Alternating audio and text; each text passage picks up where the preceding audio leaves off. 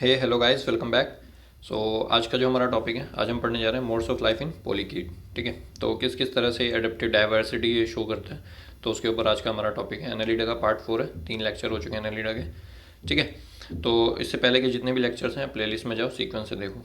ठीक है, और अगर कनेक्ट करना है तो कनेक्ट कर सकते हैं। टेलीग्राम ग्रुप का लिंक है, चैनल का लिंक है, ये इंस्टाग्राम की आईडी है और ये मेल आईडी है। ठीक है, तो जो भी प्लेटफॉर्म आप यूज़ करते हैं आप सवाल पूछ सकते हैं, मैं कोशिश करूँगा आपके सवालों के जवाब देने की। ठीक है, चलो तो आज का लेक्चर शुरू करते हैं। तो हेडिंग देंगे modes of life in polychaetes. Modes of life in polychaetes. ठीक है भाई, तो मोड्स ऑफ लाइफ का मतलब क्या है यहाँ पे। बेसिकली इस टॉपिक में हम क्लास पोलीकीट के बारे में पढ़ेंगे। ठीक है, मैंने आपको क्लासिफिकेशन जब पढ़ाई थी फर्स्ट लेक्चर में एनालिडा के, तो क्लासिफिकेशन में मैंने आपको 4 क्लास बताई थी, है ना, पोलीकीट ओलिगोकीट का करके। तो उसमें सब जो पहली थी वो आपकी पोलीकीट्स थे। तो मैंने आपको वहाँ पे बोला था कि डिटेल में तो पढ़ाऊंगा नहीं मैं, है ना। और उसके बाद उसके अलावा मैंने आपको बोला था कि इसमें नीरीज जो एग्जाम्पल है वो हम डिटेल में पढ़ेंगे, तो जो फीचर्स उसके होंगे वही इसके आ जाएंगे। ठीक है, तो वो तो एक अलग चीज़ है।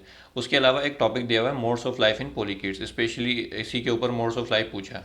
तो मोड्स ऑफ लाइफ का यहाँ पे मतलब होता है कि जो पोलीकीट हैं जब इनका डेवलपमेंट हुआ तो ये क्या करने लगे कि कुछ जो है सब अलग अलग तरह के फंक्शन जो है वो परफॉर्म करने लगे। मतलब एक तरह से इन्होंने डाइवर्सिटी शो करी according to the habitat in which they live. ठीक है, ये हैबिटेट हो गया या न्यूट्रिशन के पॉइंट ऑफ व्यू से हो गया। ठीक है, so this shows adaptive diversity.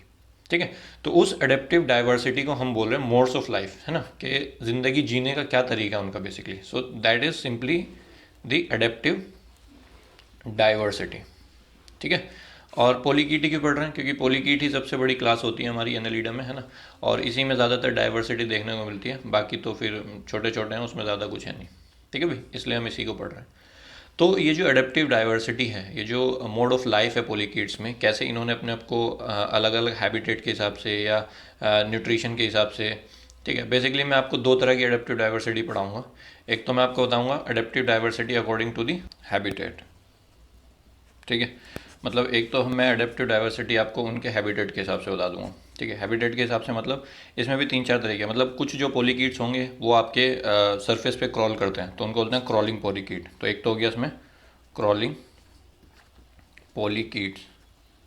ठीक है भाई, एक क्या होगा, एक आपके सरफेस पे एक तो आपकी लैंड पे मतलब सी बॉटम पे या फिर सरफेस पे क्रॉल करेंगे तो क्रॉलिंग मोशन शो करेंगे, तो पोलीकीट क्रॉलिंग पोलीकीट हो गया।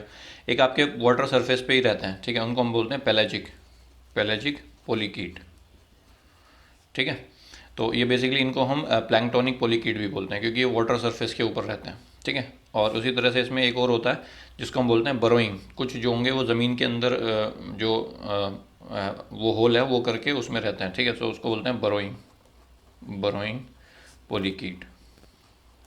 ठीक है, और कुछ जो होते हैं वो ट्यूब का फॉर्मेशन करते हैं, जैसे किसी भी तरह की एक ट्यूब बना लेंगे और उसी ट्यूब में रहते हैं। और टेम्परेरी भी हो सकती है ट्यूब, परमानेंट भी हो सकती है। ठीक है, तो इनको बोलते हैं ट्यूबिकुलस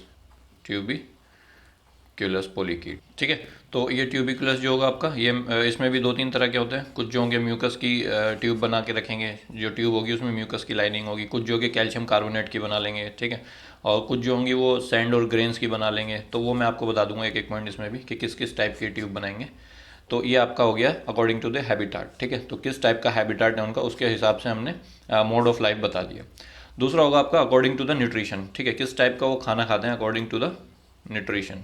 सो न्यूट्रिशन के हिसाब से भी हम एक उसको बता सकते हैं कि क्या मोड है उसका। ठीक है, तो न्यूट्रिशन में भी 2 3 तरह के मैं आपको बता दूंगा। एक होगा रेप्टोरियल रेप्टोरियल रेप्टोरियल क्या होगा, जो बेसिकली एक तरह से कार्निवोर होते हैं, दूसरे लोअर ऑर्गेनिज्म पे, लोअर इन्वर्टिब्रेट पे फीड करते हैं, तो उनको बोलते हैं रेप्टोरियल पोलीकीट। ठीक है, या रेप्टोरियल फीडर, फीड करें तो रेप्टोरियल फीडर हो गए। दूसरे इसमें हो गए आपके जो डेड ऑर्गेनिक मैटर को खाएंगे, तो उसको बोलते हैं डेट्राइटस फीडर, डेट्राइटस फीड। ठीक है, और तीसरे होंगे इसमें फिल्टर फीडर, फिल्टर। ठीक है, तो फिल्टर फीडर मतलब जैसे वो याद करो ऑयस्टर जो होता है, यूपीएससी ने क्वेश्चन भी पूछा था फिल्टर फीडर पे।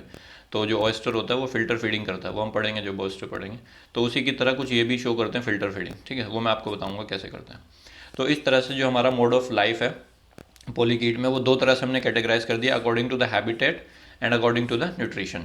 सो हैबिटेट में हमने 4 तरह का देख लिया। क्रॉलिंग, जो क्रॉलिंग मोशन करेंगे, इसके बारे में सबके बारे में मैं आपको कुछ कुछ पॉइंट्स लिखा दूंगा कि अगर क्वेश्चन एग्जाम में आता तो आप अच्छे से एड्रेस कर लो। ठीक है, देन आपका पेलेजिक, एंड देन उसके बाद आपका बरोइंग, एंड देन आपका ट्यूबिकुलस। ठीक है, तो 4 तो आपके हैबिटाट के हिसाब से हो गए और आपका न्यूट्रिशन के हिसाब से रेप्टोरियल, डेट्राइटस और फिल्टर फीडर। तो ये 3 तरह के हो गए। ठीक है, तो अब एक एक करके मैं आपको क्या करता हूँ, क्रॉलिंग पॉलीकीट के बारे में थोड़ा सा बताता हूँ, उसकी डायग्राम भी दिखाऊंगा, तो सबकी एक एक डायग्राम भी दिखा दूंगा और सबके बारे में कुछ कुछ पॉइंट्स भी आपको लिखा दूंगा। ठीक है भाई, तो सबसे पहले क्रॉलिंग पॉलीकीट देखो, उसको लिखते हैं। तो 2 पॉइंट जनरल लिख के उस हेडिंग के नीचे, और फिर उसके बाद हम लिखना शुरू करेंगे। तो एक पॉइंट लिख लो कि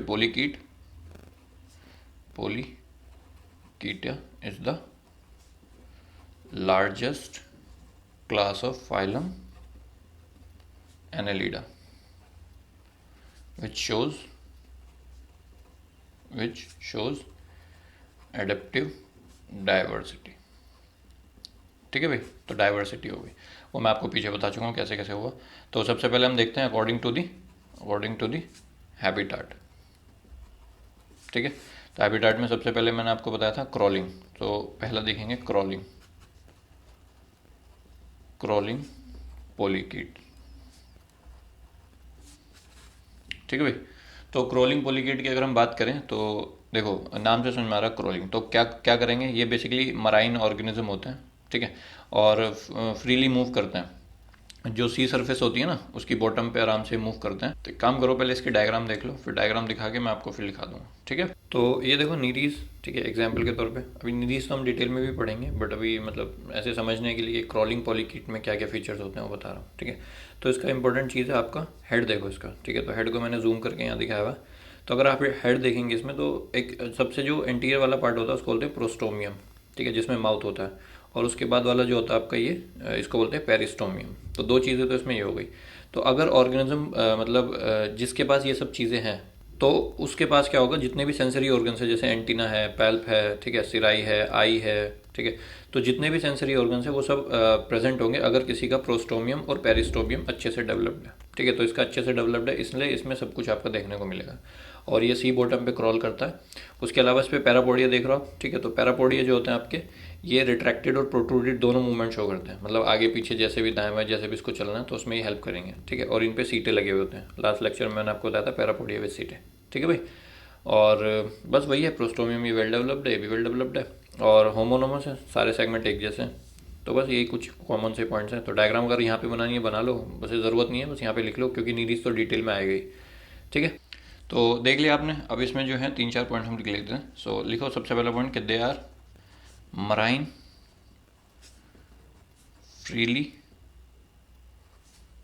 फ्रीली मूविंग एनिमल्स। ठीक है, दूसरा पॉइंट लिख लो कि दे बियर, क्या क्या होता है इनके पास, हेड होता है, दे beer head which contains sense organs.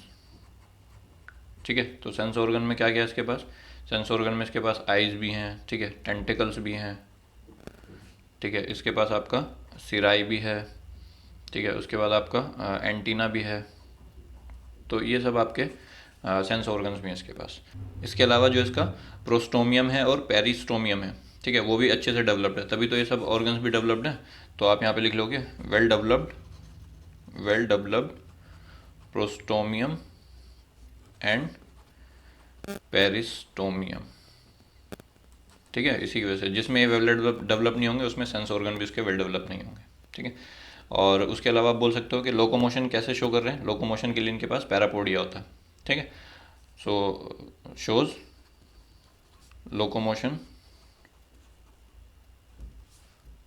With parapodia और लोकोमोटरी ऑर्गन।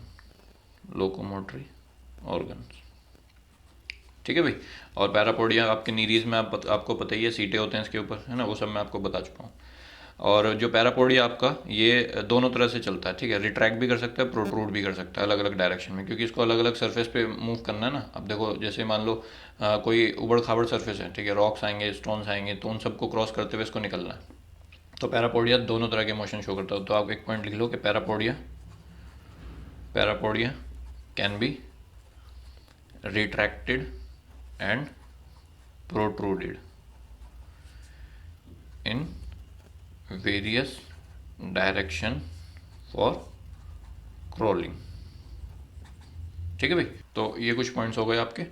और जो इसमें आपका होमोनोमस सेगमेंटेशन होता है, तो ऑल्सो शोज होमोनोमस सेगमेंटेशन, होमोनोमस सेगमेंटेशन। ठीक है, तो फिर एग्जांपल में आपको पता ही है, नीरीज लिख लो एंड फाइलोडोसी लिख लो, फाइलोडोसी। ठीक है, तो ये आपके एग्जांपल में आ जाएंगे। देन उसके बाद सेकंड है आपका पेलेजिक पोलिकीट। ठीक है, तो सेकंड आपका पेलेजिक हो गया। सो पेलेजिक को हम बोलते हैं, इनको हम क्या बोलते हैं, प्लैंक्टोनिक भी बोलते हैं। प्लैंक्टोनिक क्यों? क्योंकि they lives on upper water surface, upper water surface. उसमें पीछे शायद ये पॉइंट रह गया हमारा, क्रॉलिंग में लिख लेना, they lives on the bottom surface. ठीक है, तो ये हो गया आपका पेलेजिक। अब उसके बाद इसकी भी डायग्राम देख लो आप। डायग्राम देखने के बाद फिर मैं आपको लिखा देता हूँ। तो ये एग्जांपल आप देख सकते हैं, this is Tomopteris and this is Vanadis. तो ये दोनों एग्जांपल आपके पेलाजिक के। तो ये कार्निवोर होते हैं और इनके जो सिराई होते हैं वो लंबे लंबे होते हैं, देखो। और ये आपके फूड लोकेट करने में हेल्प करते हैं क्योंकि इनके ऊपर टैंगो रिसेप्टर्स प्रेजेंट होते हैं। ओके, और पैरापोडियन के बहुत छोटे छोटे होते हैं, तो आप देखेंगे छोटे छोटे पैरापोडिया होते हैं। और किसी की कुछ के पास आँख होती है, आइज़ है कुछ के पास नहीं है। और ये एक तरह से ट्रांसपेरेंट होते हैं या सेमी ट्रांसपेरेंट भी बोल सकते हो आप इनको। और जो सी सरफेस होती है वहीं पर ये तैरते रहते हैं अपना। और इसी सेमी ट्रांसपेरेंट फीचर्स की वजह से इनकी जो अपीयरेंस होती है वो एक तरह से इनविजिबल होती है। ठीक है, तो ये कुछ पॉइंट्स हैं, मैं आपको लिखा देता हूँ। तो लिख लेते हैं कुछ पॉइंट। सो लिखो, देयर बॉडी इज़ ट्रांसपेरेंट। ठीक है, कहीं कहीं आपको सेमी ट्रांसपेरेंट भी लिखेगा तो दोनों ही चल जाएंगे। ठीक है, transparent which gives them invisible appearance. ठीक है, so they swim near sea surface. ठीक है, सी सरफेस के ऊपर। और फिर एक पॉइंट आप लिख सकते हो कि some of them may have eyes, या लार्ज आइज कर लो इसको, and others may not have. ठीक है, फिर पैरापोडिया के बारे में लिख लो कि parapodia are small and locomotion is by lateral undulation of body. Then also have large cirai. ठीक है, cirai क्या है? This is food processing organ. Okay, and it also have large cirai which carries tango receptors. ठीक है, to locate food. तो ऐसे कुछ points हैं, जैसे लार्ज सिराई अंडरलाइन कर दिया, टैंगो रिसेप्टर्स अंडरलाइन कर दिया, लेटरल अंडुलेशन है अंडरलाइन कर दिया, लार्ज आइज अंडरलाइन कर दिया। ठीक है, तो ट्रांसपेरेंट है या सेमी ट्रांसपेरेंट, इनविजिबल है। तो जो आपको पॉइंट इंपॉर्टेंट लग रहे हैं ना, सेंटेंस फॉर्म लिख के फिर उसको हाईलाइट कर दो, तो आपके आंसर में विजिबल हो जाएंगे वो दूर से। ठीक है, अपर वाटर सरफेस है, तो जो भी आपको इंपॉर्टेंट पॉइंट लग रहे हैं वो आप ऐसे हाईलाइट कर सकते हैं। ठीक है, तो ये आपके आंसर राइटिंग में हेल्प हो जाएगी। तो दैट इज़ पेलेजिक। तीसरा मैं आपको बताता हूँ बरोइंग। Third is burrowing. अच्छा, इसमें एग्जाम्पल तो लिख लो। एग्जाम्पल में आप लिख सकते हो इसका वेनेडिस और टोमोप्टेरिस। ठीक है, तो बरोइंग वाले तो हम पहले भी देख चुके हैं, पोलिकीड्स। तो ये क्या करते हैं, वही बरो करते हैं अपने आप को, इसी हिसाब से अपना एडेप्टेशन इन्होंने शो किया है। बॉडी थोड़ी सी इनकी इलोंगेट, एक काम करो इनकी डायग्राम देख लो पहले, फिर मैं लिखवाता हूँ। तो बरोइंग वाले के एग्जांपल हैं आपके। ठीक है, तो ये एरेनिकोला है, तो डायग्राम ऐसी है और रियल में देखने में ऐसा होता है। ठीक है, तो अगर इनकी हम बात करें तो इसमें जो प्रोस्टोमियम होता है, तो देखो इसका जो प्रोस्टोमियम होता है बहुत ही छोटा सा होता है। तो इसके मतलब इसके पास जो सेंसरी ऑर्गन्स होंगे वो इतने ज़्यादा नहीं होंगे। तो इसके बाद ना आइज होती है, ना टेंटिकल्स होते हैं, पैल्प्स भी नहीं होते हैं। ठीक है, और पैरापोडिया भी बहुत ही मतलब ना के बराबर होता ही नहीं। तो देखो इसकी बॉडी में देखें, ये जो आप देख रहे हो ना, पैरापोडिया नहीं है, ये गिल्स हैं। ठीक है, ये देखो ये गिल्स हैं जिसकी हेल्प से ये रेस्पिरेशन करेगा। ठीक है, और हेड से ही आपका ये जो होल है वो करेगा सैंड के अंदर। ठीक है, उसके अलावा ये जे शेप्ड मतलब जब नीचे जाता है बोरो करके, तो जैसे मान लो ये सरफेस है, तो यहाँ से जब ऐसे बोरोइंग करेगा तो ऐसे जे शेप का अपना घर बनाता है, ठीक है। तो वो मैं भी आपको आगे डायग्राम में दिखाऊंगा जब मैं आपको फिल्टर फीडर बताऊंगा। तो फिलहाल आप ये समझ लो। और इसकी जो सर्कुलर मसल्स होती हैं वो स्ट्रॉन्ग होती हैं, क्योंकि पेरिस्टाल्टिक मूवमेंट करता रहता है जब इसको मूव करना होता है। और स्केलेटन में हाइड्रोस्टैटिक प्रेशर होता है, जो मैंने आपको पिछले लेक्चर में बताया था, है ना। और बस यही है इसके बाद। और ये ज़्यादातर अपने बरों में ही रहता है। जब इसको प्रे वगैरह कैच करना होता है तभी ये इससे बाहर निकल के आएगा, प्रे कैच करेगा और वापस चला जाएगा, ठीक है भाई। तो इसके बारे में लिखा देता हूँ। तो डायग्राम देख लिया होगी आपने, तो अब समझ में आ गया आपको कि इसको पैरापोडिया की भी ज़रूरत नहीं है ना, प्रोस्टोमियम वगैरह भी नहीं चाहिए इसको, और सेंस ऑर्गन भी नहीं चाहिए, क्योंकि इसको तो मेनली बोरोइंग करनी है। बोरोइंग करने के लिए सेंस ऑर्गन की ज़रूरत नहीं है, ठीक है। तो इसमें आप 2-3 पॉइंट ये लिख लो कि mainly adapted for borrowing in sand, ठीक है भाई। एंड देयर बॉडी इज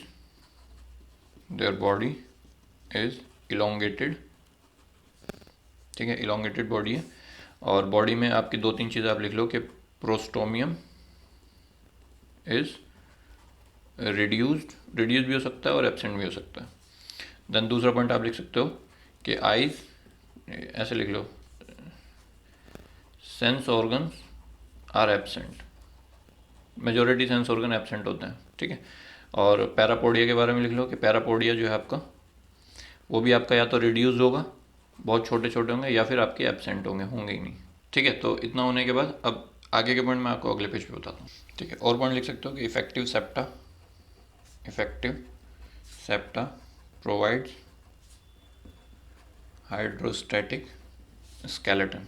याद करो जब मैंने आपको बताया था कि सेप्टा जो है हाइड्रोस्टैटिक स्केलेटन प्रोवाइड करते हैं, तभी वो ज़मीन में गड्ढा कर सकता है, ठीक है, पिछले लेक्चर में बताया था। तो वही पॉइंट है, सेप्टा की वजह से आपका हाइड्रोस्टैटिक प्रेशर बिल्ड होता है, जिसकी वजह से वो आपका बोरोइंग में हेल्प करता है, ओके। फिर बोरो करने के बाद जो बोरोइंग उसकी वॉल से अपने आप को चिपकने के लिए उसके सीटे जो होते हैं वो हेल्प करते हैं। सो एक पॉइंट आप लिख लो कि हैव सीटे which helps in anchoring against the बरो वॉल, ठीक है। तो एक पॉइंट ये हो गया आपका। फिर आप लिख सकते हो कि बेसिकली पेरिस्टाल्टिक मूवमेंट शो करता है, जिसमें इसकी सर्कुलर मसल जो होती हैं, ठीक है। तो पेरिस्टाल्सिस में तो मैंने आपको बताया था, तो सर्कुलर मसल जो होती हैं आपकी वो हेल्प करती हैं, ठीक है। So shows peristaltic movement through well developed circular muscles, ठीक है। तो ये हो गया। उसके अलावा एक पॉइंट ये भी लिख सकते हो कि ज़्यादातर टाइम जो अपना ये बरो करके उसी में रहते हैं, लेकिन जब प्रे वगैरह इसको खाना वगैरह खाना होता है तभी बाहर आते हैं, प्रे को कैच करते हैं फिर चले आते हैं। So mostly spend their time inside burrows and come out only for the prey catching, ठीक है। तो इसमें आप एग्जांपल लिख सकते हो वही एरेनिकोला और ग्लाइसेरा, ठीक है भाई। तो ये हो गया। देन इसके बाद फोर्थ वाला ट्यूबिकुलस पोलीकीट बता देता हूँ। फोर्थ वन इज ट्यूबिकुलस पोलीकीट्स, ठीक है। सो ट्यूबिकुलस पोलीकीट, ट्यूबिकुलस का मतलब होता है ट्यूब ड्वेलिंग, ठीक है। तो ट्यूब फॉर्मेशन करते हैं, ट्यूब ड्वेलिंग पोलीकीट, ठीक है। अलग अलग टाइप के ट्यूब बनाएंगे, है ना। और उस ट्यूब में जो टेम्परेरी भी रह सकते हैं, परमानेंट भी रह सकते हैं, इनके ऊपर डिपेंड करता है। और असल में बेसिकली ये ट्यूब इस तरह की ट्यूब बनाएंगे जो इनको प्रोटेक्ट करती है, अपनी प्रोटेक्शन के लिए बेसिकली बनाते हैं। और इसी ट्यूब के बेसिस पे ये जो ट्यूबिकुलस पोलीकीट होते हैं इनको हम 4 टाइप में कैटेगराइज करते हैं, जिस टाइप के ट्यूब बना रहे हैं। तो on the basis of tube formation and construction they are categorise into 4 types, ठीक है। तो आप ये लिख लेना, on the basis of tube formation and construction they are following types. तो सबसे पहला होता है आपका म्यूकस लाइन ब्यूरो,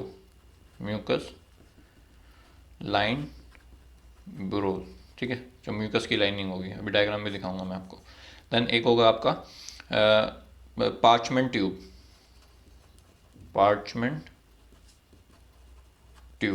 ठीक है। सो एक तो हो गया आपका म्यूकस लाइन बरो ट्यूब, एक हो गया आपका पार्चमेंट ट्यूब, एक आप बोल सकते हो उसमें कैलकेरियस ट्यूब।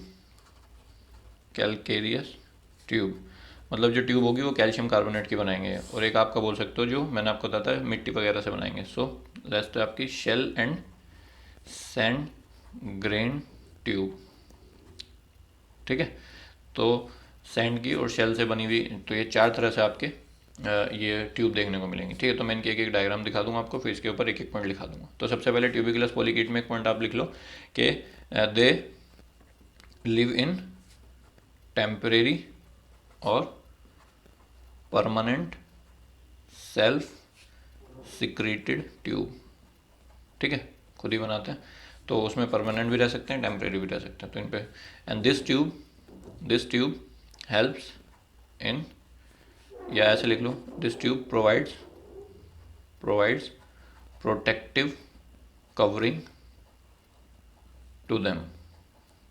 ठीक है, फिर ये दो पॉइंट लिखने के बाद तीसरा लिख सकते हो कि on the basis of this tube formation and construction they can be categorize as mucus lined burrow tube, parchment tube, calcium carbonate tube and shell and sand grain tube. ठीक है, तो मैं आपको म्यूकस लाइन वाले की diagram दिखाता हूँ, फिर उसके ऊपर मैं दो पॉइंट लिखा दूंगा, ऐसे करके सबकी पे कम करो, पहले सबकी डायग्राम देख लो, फिर लिखने में आसानी रहेगी। तो सबसे पहले ट्यूबिकुलस में आप देखो म्यूकस लाइन जो बुरोज होते हैं, तो वो आपका उसमें एग्जांपल है यूनिस, EUNICE। तो ये दिखने में कुछ ऐसा होता है, और ये जो बुरो बनाता है वो कुछ ऐसे होती है। ठीक है, तो आप ये देख रहे होंगे यहाँ से ये पूरी जा रही है, इसके बीच में जो ग्रीन लाइन्स के बीच में आपको दिख रही है, तो ये आपकी म्यूकस लाइंड होती है, और इसी ये मिट्टी या सैंड से बनी हुई होती है, इसी के अंदर ये रहता है, और जब प्रे वगैरह कैच करना होता है तो बाहर आ जाता है। और इसका हेड देखो आप, तो ये फुल्ली डेवलप्ड होता है, मतलब इसमें प्रोस्टोमियम भी अच्छे से डेवलप होगा, सेंस ऑर्गन्स भी होंगे, पैरापोडिया देखो इसमें पूरी बॉडी में पैरापोडिया दिख रहे होंगे आपको, तो वो भी अच्छे से डेवलप्ड होते हैं। ठीक है, और वही है, जब प्रे कैच करना होगा तो बाहर आएगा, वरना अंदर रहेगा। So this is Eunice, EUNICE। Then उसके बाद आप एक एग्जाम्पल ये देखेंगे shell and sand grain cube वाला। ठीक है, तो आप ये देख रहे हो, ये है आपका क्लीमेनेला है, ये CLYMENELLA क्लीमेनेला है ये। ठीक है, तो इसने देखा अपनी बॉडी के अराउंड सैंड से, ये देखो सैंड और ग्रेन जो है ना, सैंड ग्रेन अपने म्यूकस के साथ उसको जो क्या करता है जोड़ के इसने एक ट्यूब लाइक फॉर्मेशन बनाने की कोशिश करी है। तो ये देखो दिख रही है आपकी इसकी पूरी बॉडी पे, तो इसको हम बोलते हैं shell and sand grain tube. ठीक है, तो इसमें आप एग्जांपल क्लेमेनेला लिख लेना और डायोप्टेरा लिख लेना, तो ये मैं आपको लिखवा दूंगा, डोंट वरी। देन आपका पार्चमेंट ट्यूब, तो पार्चमेंट ट्यूब आपकी ये देखो कीटोप्टेरस का एग्जांपल है, तो ये ऐसे यू शेप ट्यूब बना के उसमें रहता है, तो ये आपका कीटोप्टेरस है। ठीक है, तो ये मेम्ब्रेनस यू शेप्ड होती है, और इसमें जो सैंड और ग्रेन ये सब शेल्स वगैरह जो होंगी वो भी इसमें फिल रहती हैं। ठीक है, तो ये एग्जांपल है आपका पार्चमेंट ट्यूब का। देन आपका लास्ट में एग्जांपल है कैलकेरियस ट्यूब, तो ये कैल्शियम कार्बोनेट की सिक्रीशन करके इसने बनाई है, सर्पियोला का एग्जांपल है ये। ठीक है, तो इसमें कैल्शियम की बनी होती है, इसी की बॉडी में दो ग्लैंड होते हैं, जिन कॉलर फोल्ड के अंदर दो ग्लैंड प्रेजेंट होते हैं, जो आपके कैल्शियम कार्बोनेट सिक्रीट होते हैं करते हैं, और उसी से एक ट्यूब की फॉर्मेशन कर लेता है। ठीक है, तो इसमें सर्पियोला एग्जाम्पल SERPULA अभी मैं आपको लिखवा दूंगा। ठीक है, तो ये कुछ एग्जाम्पल्स है, अब इनको एक एक करके दो दो पॉइंट सबके बारे में लिख लेते हैं। तो लिख लेते हैं म्यूकस लाइन वाले में सबसे पहले म्यूकस लाइन। ठीक है, तो मिट्टी की बनाएंगे या सैंड की बनाएंगे, और वो अंदर से म्यूकस लाइंड होगी आपकी, और उसमें बेसिकली जो ऑर्गेनिज्म रहेगा, जैसे यूनिस मैंने आपको दिखाया, तो ये जो रहता है इसके पास आपके अच्छे से प्रोस्टोमियम भी डेवलप्ड होगा, सेंस ऑर्गन भी डेवलप्ड होंगे, पैरापोडिया भी डेवलप होगा। ठीक है, और कार्निवोरस होंगे बेसिकली, है ना, और इस ट्यूब से तभी बाहर आता है जब इसको प्रे वगैरह कैच करना होता है, या जब ही आएंगे बाहर जब इनको खाना वाना चाहिए होगा। ठीक है, तो ये दो पॉइंट लिख लो आप बस, कि these polychaete make mucus lined burrows in sand or mud. ठीक है, and they have well developed prostomium, sense organs and parapodia. ठीक है भाई, mainly carnivorous and comes out from the tube for prey. ठीक है, एग्जाम्पल आप लिख सकते हो यूनिस या यूनाइस, जो भी आप बोलो। So that is mucus lined हो गया हमारा। देन सेकंड आप लिख सकते हो पार्चमेंट ट्यूब। ठीक है, सो पार्चमेंट ट्यूब में आपने देखी यू शेप जो मिट्टी के अंदर ये बनाता है, और उसमें आपके जो वही शेल और सैंड से कवर्ड होती है। सो बस आप लिख सकते हो कि these are membranous U shaped tubes. ठीक है। एंड ये जो है कभी कभी कवर हो सकती हैं सैंड ग्रेन्स और शेल से। Sometimes may be covered with sand grains and shells. ठीक है। तो आप इसमें एग्जांपल लिख सकते हो, एक तो कीटोप्टेरस लिख सकते हो, कीटोप्टेरस। ठीक है भाई। तो ये आपके दो हो गए। देन थर्ड मैं आपका इसमें लिखा देता हूँ वही कैलकेरियस वाला, कैलकेरियस ट्यूब। तो कैलकेरियस ट्यूब फॉर्मेशन आपके जैसे सर्कुलर है वो करता है। तो ये बेसिकली ये जो कैलकेरियस ट्यूब होती है कैल्शियम कार्बोनेट की बनी होती है। ठीक है। तो इसमें क्या होता है कि इसके जो ये जो ऑर्गेनिजम्स होते हैं, जैसे इसमें आप एग्जांपल में लिख सकते हो, पहली एग्जांपल लिख लो सर्पुला, SERPULA। ठीक है। तो सर्पुला, तो बेसिकली सर्पुला के पास क्या होता है, इसकी बॉडी के अंदर कुछ ग्लैंड्स होते हैं जो ग्लैंड कैल्शियम कार्बोनेट का सिक्रेशन करते हैं, और उस कैल्शियम कार्बोनेट की हेल्प से फिर ये ट्यूब बना लेता है, फिर ये उसमें रहता है और जब प्रे वगैरह कैच करना होता है तो बाहर आ जाता है। ठीक है। So they have two large glands for calcium carbonate secretion. ठीक है। And this calcium carbonate forms the tube in which they live. ठीक है भाई। तो ये हो गया कैलकेरियस। देन लास्ट वाली आपको और बता दूँ, shell and sand grain. So last one is shell and sand grain. ठीक है। तो ये भी बेसिकली आपकी स्ट्रेट ट्यूब होती हैं जो कभी कभी क्या होता है जैसे सैंड है या मड है उससे हल्का सा ऐसे वर्टिकली बना लेते हैं। ठीक है। जैसे आपने डायग्राम में देखा होगा। और बेसिकली ये जो सैंड ग्रेन्स होते हैं उसी से बनी हुई होती है, और अपने म्यूकस से सैंड ग्रेन्स को चिपका चिपका के ये एक वर्टिकल ट्यूब लाइक स्ट्रक्चर बना लेते हैं। ठीक है। तो बस ये लिख लो कि generally forms straight straight vertical tube. ठीक है। एंड विद द लिख सकते हो tube is formed by sand grains and mucus. ठीक है। तो म्यूकस सेक्रेट कर करके उसको बना लेंगे। तो एग्जांपल में आप लिख सकते हो डायोप्टेरा लिख सकते हो, DIOPATRA, डायोपेट्रा। एंड एक आप लिख सकते हो क्लाइमेनेला। ठीक है। So these are the example of shell and sand grain. तो इस तरह से आपके ये चार जो थे वो हैबिटाट के हिसाब से जो थे मैंने आपको सारे बता दिए। अब न्यूट्रिशन के हिसाब से भी यही सब एग्जाम्पल्स आएंगे, बस ये न्यूट्रिशन के हिसाब से कैटेगराइज हो जाएंगे अब। ठीक है। तो न्यूट्रिशन के हिसाब से देख लेते हैं फटाफट से। सो एक तो हमने वो देख लिया, second is according to the nutrition. तो इसमें सबसे पहला हमने एग्जाम्पल देखा था रेप्टोरियल फीडर्स। ठीक है। तो रेप्टोरियल फीडर्स को ये बेसिकली मैंने आपको बोला था कि कार्निवोर फीडर होते हैं, है ना, जो बेसिकली प्रीडेटर का काम करते हैं। तो प्रीडेटर का काम करते हैं तो जो लोअर इन्वर्टिब्रेट्स हैं उनको खाएंगे। ठीक है। और उनको खाएंगे बस उसी तरह से अपना, इनके पास जो फेरिंग्स होता है वो इवर्सिबल होता है। इवर्सिबल जैसे मैंने आपको दिखाया था प्लेटियलमेंथिस में कि वो इन बाहर फेरिंग्स निकाल लेते हैं अपना, और फिर जो फूड होता है उसको कैप्चर कर लेते हैं, देन अपना फेरिंग्स अंदर ले जाते हैं। ठीक। कि सबसे पहले लिख लो कि दे शोज, या ऐसे लिख लो इसमें कौन कौन से रेप्टोरियल फीडर में कौन कौन आएंगे। So it includes crawling, burrowing, tuberculous and all pelagic polychaete. ठीक है भाई। तो सभी तरह के मतलब ये जनरली रेप्टोरियल ही होते हैं, ये कार्निवोर ही होते हैं। So basically they are carnivorous and feeds on small invertebrates. ठीक है भाई। And they capture the food by an eversible pharynx. ठीक है। एग्जाम्पल में आप लिख सकते हो नीरीज, REIS।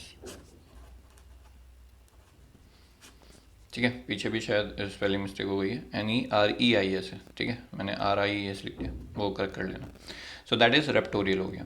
देन उसके बाद डेट्राइटस मैं आपको बता देता हूँ अगले पेज पे। So second is detritus, detritus feeder. तो जो डेड डिकेइंग ऑर्गेनिक मैटर पे फीड करते हैं उनको हम बोलते हैं डेट्राइटस। बेसिकली जो सी बॉटम में जो रहेंगे ना वही होते हैं। तो आप लिख सकते हो कि दे मेनली सेडेंट्री होते हैं, है ना, ज़्यादा मूव वूव नहीं करते। सो दे आर सेडेंट्री पोलिकीट, ठीक है, and they feeds on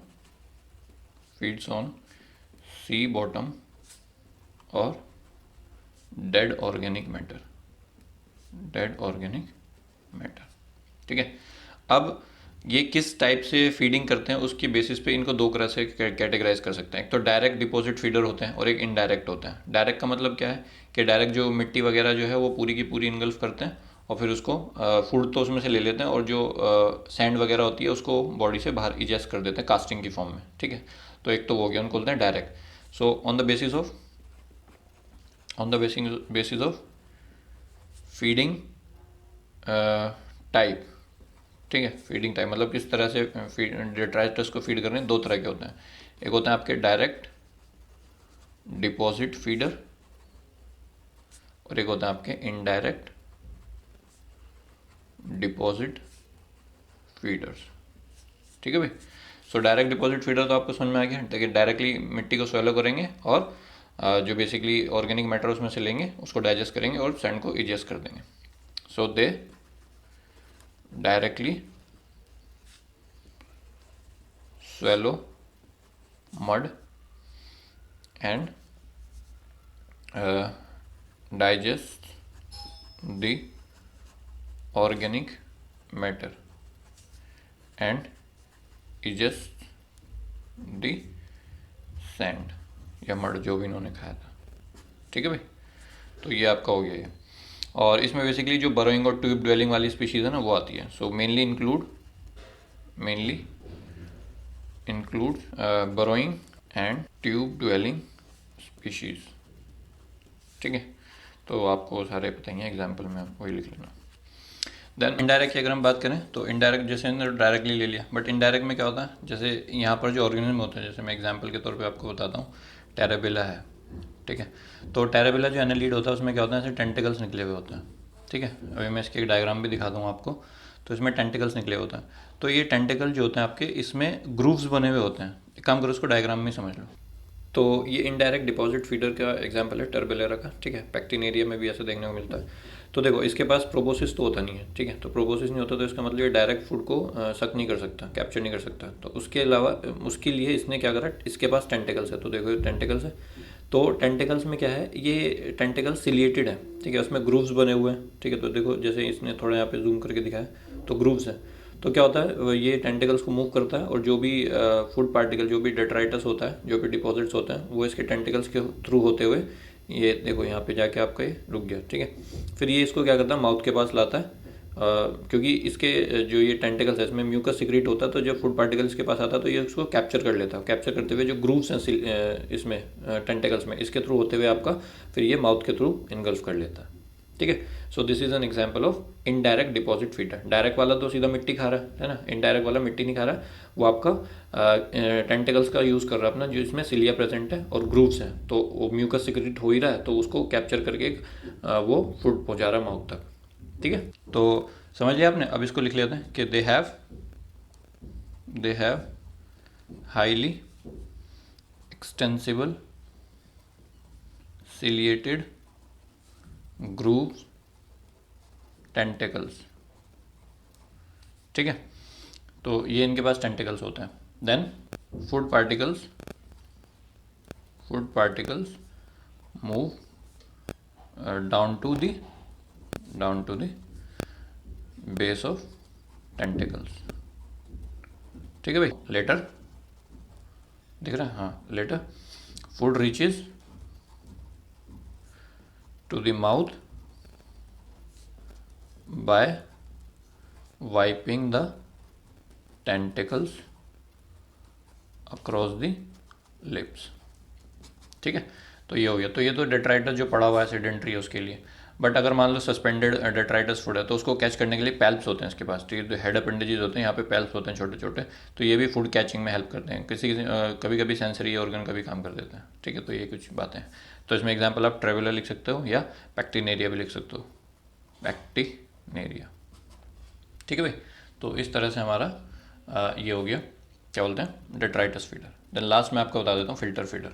then next है आपका फिल्टर फीडर, फिल्टर फीडर्स, ठीक है। तो फिल्टर फीडर के पास भी आपका प्रोबोसिस नहीं होता, दे डू नॉट हैव प्रोबोसिस, ठीक है। तो प्रोबोसिस इनके पास भी नहीं है, तो प्रोबोसिस की जगह इनके पास होता है रेडाइड्स, RADIDE, रेडाइड्स।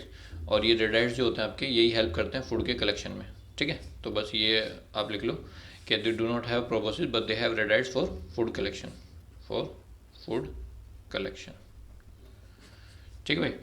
तो ये हो गया। अब एक काम करो, इसमें दो एग्जाम्पल मैं आपको दिखाता हूँ। एक तो इसमें एग्जाम्पल हो गया आपका कीटोप्टेरस, और एक एग्जाम्पल हो गया इसमें अरेनिकोला। तो इनके डायग्राम देख लो, डायग्राम में समझ लो, फिर मैं लिख के आपको दिखा दूंगा, तो नोट भी कर लेना, ठीक है। तो वो फिल्टर फीडर में इसको समझ लेते हैं। ये कीटोप्टेरस है, ठीक है, जो मैंने आपको पार्चमेंट ट्यूब के एग्जाम्पल दिया था। तो इसमें देखो कैसे, मतलब ये फिल्टर फीडिंग कैसे कर रहा है, तो बस वो छोटा सा वो समझाना आपको। तो ये इसका माउथ है और ये ट्यूब है जिस ट्यूब में रहता है, ठीक है। तो इसने ट्यूब फॉर्मेशन करा, यू शेप ट्यूब है।